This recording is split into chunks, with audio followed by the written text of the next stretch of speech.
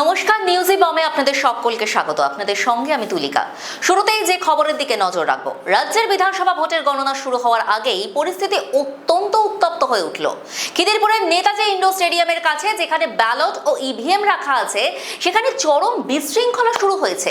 তৃণমূল কংগ্রেসের পক্ষ থেকে সরাসরি অভিযোগ করা হয়েছে যে কোনো রাজনৈতিক দলের প্রতিনিধিদের না জানিয়েই সেখানে ব্যালট বাক্স খোলা হচ্ছে। শাসক দলের দাবি নির্বাচন কমিশন ও বিজেপি মিলে গোপনে এই কাজ করছে।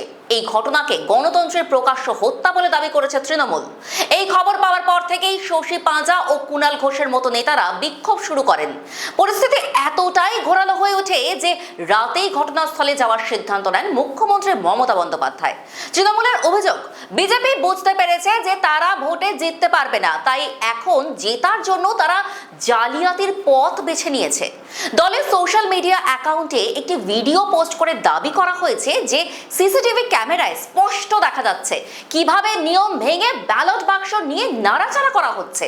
তৃণমূলের বক্তব্য, নিয়ম অনুযায়ী কোনো স্ট্রং রুম বা ব্যালট বাক্স খোলার সময় সব দলের প্রতিনিধিদের সেখানে থাকা জরুরি, কিন্তু কমিশন সেই নিয়ম মানছে না। তাদের আরও অভিযোগ, এর আগে ভোটারদের ভয় দেখিয়ে বা কেন্দ্রীয় বাহিনীকে ব্যবহার করে বিজেপি চেয়েছিল ভোট নিজেদের দিকে করতে, কিন্তু বাংলার মানুষ তাতে সাড়া না দেওয়ায় এখন তারা ইভিএম বা ব্যালট পেপারে হাত দেওয়ার মতো নিচু তলার কাজ করছে।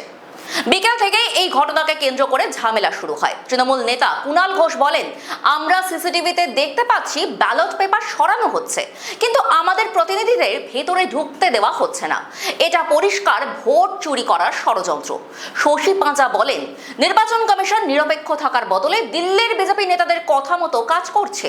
এই অন্যায়ের প্রতিবাদে তারা স্টেডিয়ামের সামনেই অবস্থান বিক্ষোভে বসেন।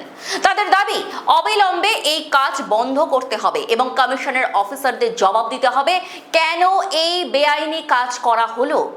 রাতে থেকে মুখ্যমন্ত্রী মমতা বন্দ্যোপাধ্যায় সেখানে পৌঁছে বলেন, বাংলাকে অন্য রাজ্যের মতো ভাবলে ভুল হবে। এখানকার মানুষ লড়াই করতে জানে।